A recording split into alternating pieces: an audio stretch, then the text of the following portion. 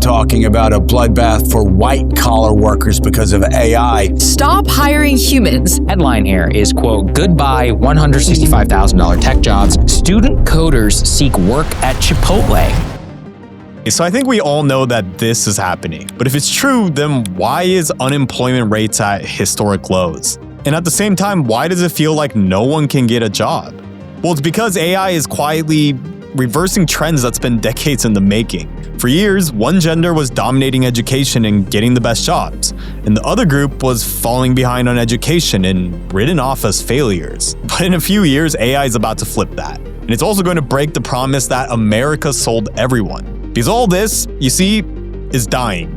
So after hours of research, what I found is that this AI unemployment crisis is really just 10% of the story. Because what these unemployment numbers don't show is the millions of people who've already given up. And that number is only going up. And the more people that start checking out of work, they don't just lose income. They check out of everything else. And unless something changes, AI isn't just coming for your job. It might be coming for the whole system. So to understand this AI unemployment crisis, we need to start with the first step, education.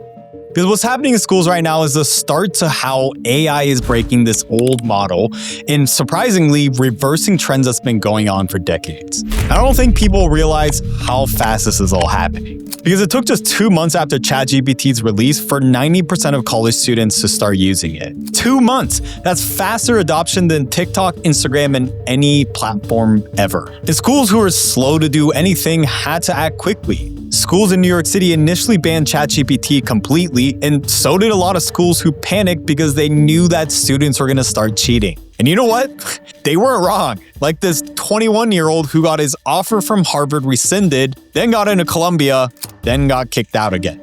So after your gap year, you joined a community college, then you were able to eventually transfer into Columbia, but then you got kicked out again after getting caught cheating. Did your Asian parents beat your ass? Dude, they were like hella concerned for me. Like, I feel like they were just like, dude, this kid is like, he's got to be off the fucking tweaker right now.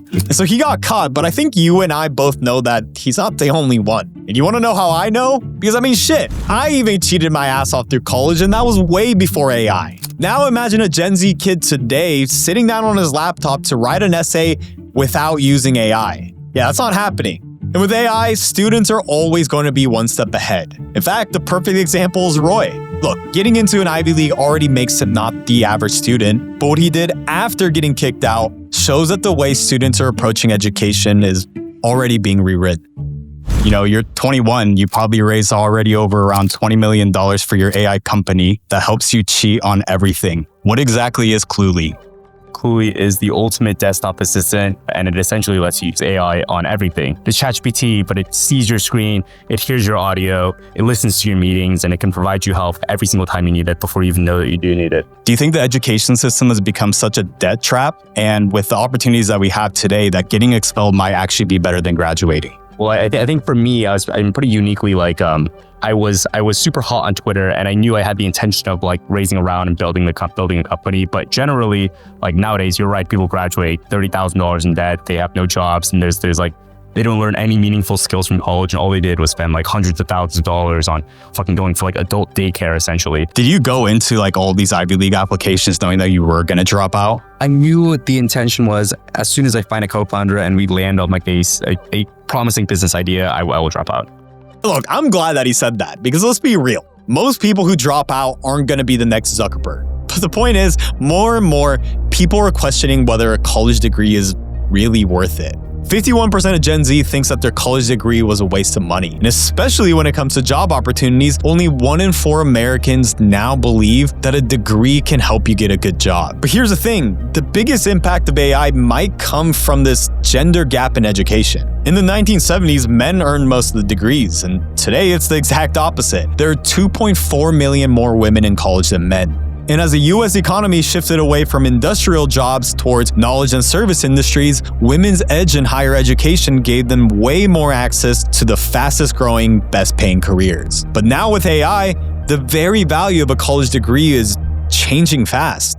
Companies like IBM, Boeing, Google have all dropped degree requirements and focusing more on what you can actually do. And if degrees start becoming even more worthless, this gender advantage in education could vanish or even flip.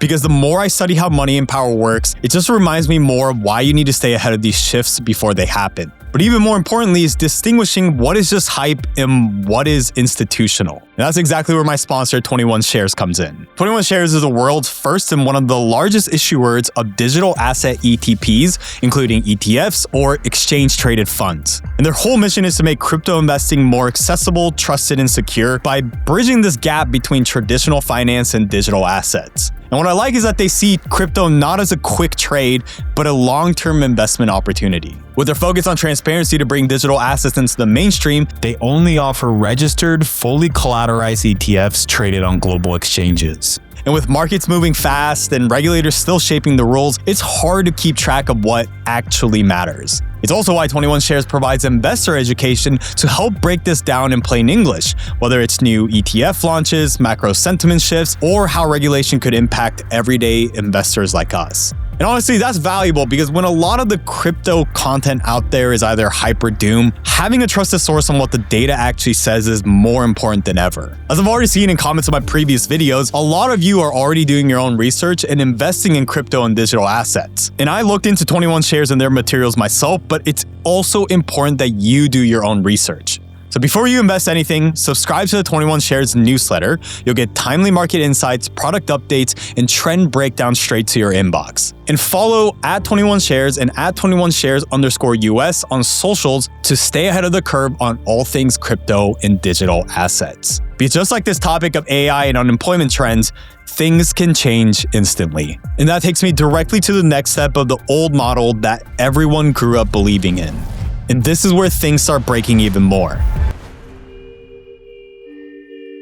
But first, to understand this, if you've been applying recently, this probably won't feel like a surprise. That the jobs that you're applying to are fake and you're wasting your time. In fact, there's even a name for it called ghost jobs, positions companies post with zero intentions of filling. And until recently, it represented 40% of job postings. So what's the point? Why the hell would companies do this? Well, first, to look bigger than they are. The wall of job postings tells investors that the company's growing. Second was for resume farming. And third and most evil one is to pacify their own employees. Post fake jobs, even hold fake interviews, just to trick staff into thinking that more help is coming. Or worse, to remind you that you're replaceable. But here's the irony. Compared to what's happening now with AI, you might actually prefer these ghost jobs. Because at least ghost jobs gave you the illusion of hope. But now, it's ripping that illusion away entirely. By spring of 2025, soon-to-be grads on Handshake, a college job site, were submitting 21% more applications per student than last year. But job postings were down 15%, which means that more people were going after fewer jobs, and AI is taking the work that used to go to entry-level jobs. And I'm not just saying this, employers admit to this. 37% of business leaders today say that they'd rather use AI than hire some inexperienced, broccoli-haired college grad. Here's the twist, it's shifting the advantage to other people. Jobs requiring 6 to 9 years of experience are up 20%, and if you have more than 10% of plus years, up 17%. So right now, AI is actually protecting mid-career and senior workers and even giving them more opportunities while Gen Z can't even get the experience that they need to move up. And this isn't just one field, it's everywhere. Take tech, for example. Computer science literally used to be like the golden ticket for like a high-paying job right after graduation. But now, 173,000 tech layoffs in 2024 and 2025, and 35% of entry-level postings are gone directly because of AI. But again, like I said, it's almost every type of job. There's stories from law firms not replacing first-year paralegals thanks to AI research tools, IBM pausing hiring for 7,800 back-office jobs because they're predicting that AI will replace these roles within 5 years. I might get replaced too. With fucking VTubers like this. So when every job's under threat, I wanted to ask Roy, the guy who's building the tech to potentially replace your ass, how far he thinks he's gonna go. Like Cluey is not intended for job interviews only. I think AI has enough intelligence right now to take the context of your screen and your meetings and like provide you information without you ever needing to prompt it. Like the system is rigged against them. Like that's not the actual intention with Cluey, is to like help people who think that the job market is like built against them. Like the intention of Cluely is something much, much bigger than interviews and job markets. So you claim that Cluely will kill 9 industries. How do you respond to people who says that what you're doing will eliminate jobs for this generation and beyond? I'm not really sure how to answer that question. Cluely's giving me an answer. Like I'm trying to give you a genuine answer here. 400 years in time, like, and ask every blacksmith what they thought about the Industrial Revolution. They'd probably say, you know, like this is cheating. But in the end of the day, like everyone is glad the Industrial Revolution happened, man. Like there's no way you can predict how technology is going to grow and flourish. And on that point, Roy is right. The blacksmiths didn't survive the Industrial Revolution, but what if I told you that this time, the jobs that you'd expect AI to be killed off are actually the ones that are resisting it? Skilled trades like electricians, plumbers, and construction, these jobs need hands-on presence and problem solving in pretty unpredictable environments, and that's exactly the type of fields that AI is weakest in.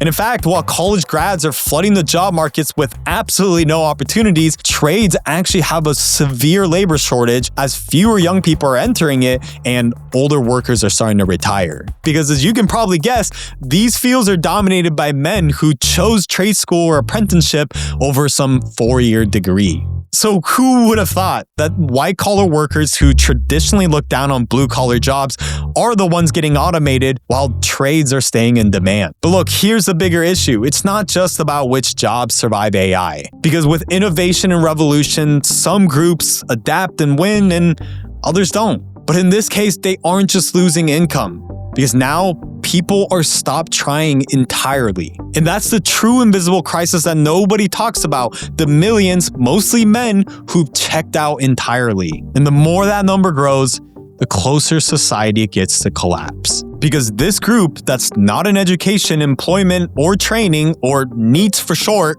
now represents 16% of Americans aged 18 to 24. And this is when we really start looking at the unemployment rate and why it looks good, because since these people are not actively looking for work, they're not counted within that statistic. And so as you can imagine, this is where the old model is breaking down. And if something doesn't change, the fallout won't just be an economic one. And so the first step to figuring out why this is happening is understanding why so many NEETs are men. For women, the number one reason is family care. But for men, it's a lot different. It's illness, disability, and even drug abuse. But the bigger factor isn't just these circumstances. It's also how men respond differently to mediocre opportunities. Because to an extent, everyone judges a job that's worth taking or not based on a lot of factors. And the biggest one is their reservation wage. Or put simply, the pay that you might be willing to work for. And for men, that number has gone up. As of 2022, the average reservation wage for men was $86,000. And for women, it was $60,000. So it's a 37% gap. Some might hear that and call it, oh, it's the male ego, but it's not as simple as that.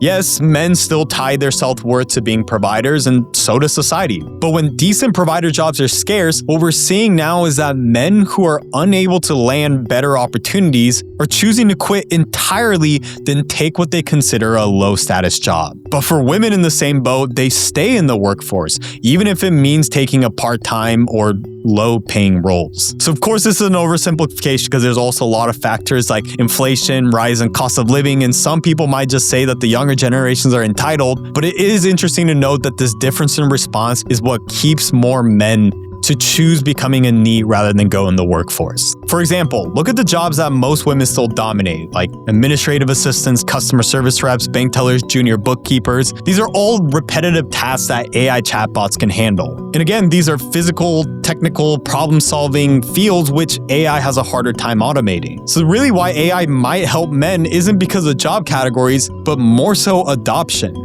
Surveys show that men are actually a lot more likely to use AI tools at work and a lot more optimistic about its impact. And I think that early adoption matters more than anything. The people and you watching learning to use AI right now will separate yourselves miles ahead of anyone who's refusing to touch it. And this is regardless of gender. And I think men adopt AI a lot more because I think naturally men tend to be a lot more interested in things. And so when you consider that, what I found is that the UN's International Labor Organization found that 9.6% of female jobs are at high risk from AI compared to just 3.5% of male jobs. And again, this is pure speculation, but this might potentially help this gender gap in NEETS. And the bigger trend being that the men who were falling behind in education and employment may end up in jobs that are harder to automate, while women who dominated higher education could suddenly find that their degrees were worth far less in the AI economy. So like I said, all this really remains to be seen, but what's clear is that this really isn't about one gender doing better than the other. Because if everything does get automated, entire generations are at risk of checking out of society completely. And the scary part is that we're already starting to see it. We're already experiencing declining marriage and birth rates, but if millions more continue to check out of work, the glue that holds society together is also starting to crack. And if this vicious cycle continues, the question becomes, do we really have a way out, or are we cooked? So to find out these solutions, I wanted to ask what ChatGPT thinks. Okay, so ChatGPT, are you about to cook us all?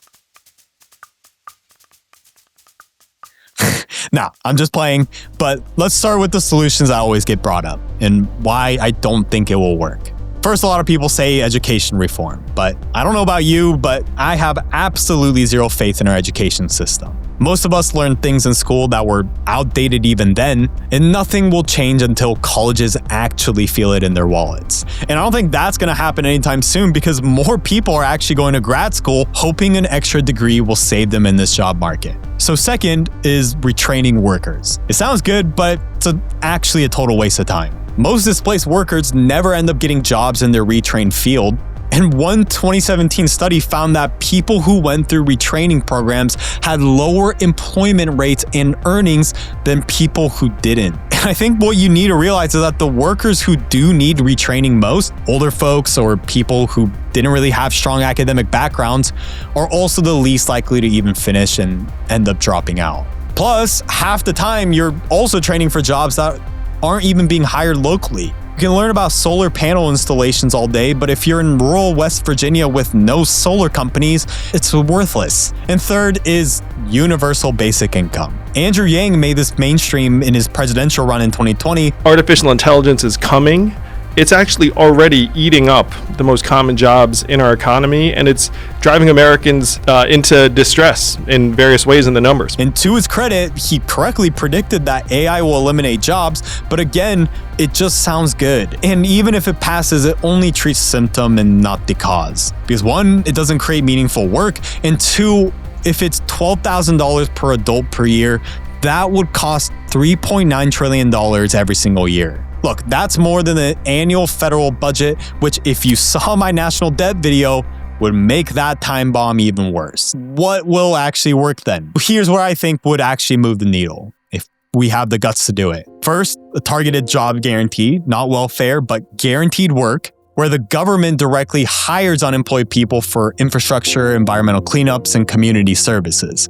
They actually did this during the Great Depression, and anyone who wanted a job could get one with benefits. But this only works if it's focused where unemployment is highest, which leads me to the second, place-based industrial policy. Because national unemployment stats hide the real problem, regional inequality.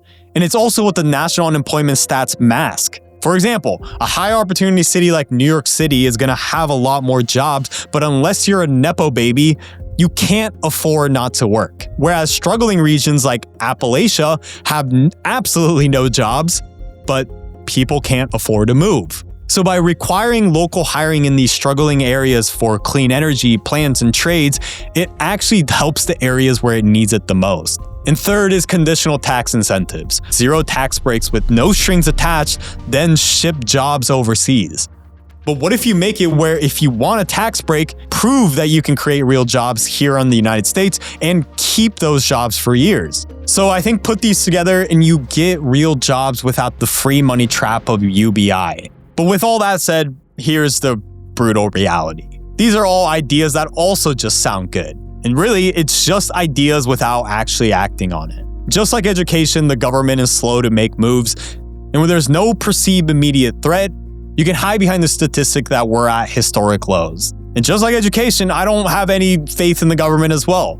I mean, put it this way, we're literally still talking about Senate hearings on social media while AI is literally eliminating jobs. And so hate to break it to you, but nothing is gonna happen until it's too late. And the speed of evolution is literally faster than any technology we've seen before. So with that said, the most important question becomes, what can you do? What do you think that difference in feature is gonna look like if you're not taking advantage of AI right now? Bro, you are going to get replaced. Like, I cannot think of a single job that AI is not capable of replacing right now. That is not like fucking stand up, whether it will happen in 2 years from now or 20 years from now. Like, you have to be prepared for the eventuality. And in the best case, like, you just got to make use of like the crazy productivity tools and unlocks that AI allows right now. I think it is undoubtedly true that we are living in this amazing opportunity. It's never been easier to build a company, and it's never been easier to make generational wealth and like genuinely shake the plates of society. But also like social media propagates like the most controversial opinions and like the most easy to fall under opinions, among which is like, oh yeah, I'm a victim and my life sucks. And I think there's a lot of that in my generation, but there's also a lot of opportunity. And I'm not sure if you are an optimist, as I am, extremely so, then you see the cup is half full, and I see the cup is half full. And I think more people will realize that this is a great time to be alive and a great time to be trying to do interesting things. So whether you hate AI or ChatGPT is your girlfriend, or whether you're a man or a woman, or whether you disagree with him or myself, automation doesn't discriminate. Knowledge is not power anymore. The internet and now AI has already made it free. But what's actually worth something today is the ability to apply said knowledge with clarity. And those who are going to win are the ones who learn how to learn, adapt, and apply it faster than anyone else, not the ones who have a degree and just know things. And like I always say, you really can't afford to be average anymore. Because in this new world, the only thing more dangerous than being replaced by AI is refusing to adapt at all. And so if you want to survive, you need to study how money and power really work. So next week, I'll be going even deeper into America's invisible unemployment crisis on our totally free email newsletter in the video description. But if you're wondering whether your boomer boss isn't just gatekeeping your next job, but potentially the greatest wealth transfer in history, then go and watch our next video on whether boomers betrayed America's future.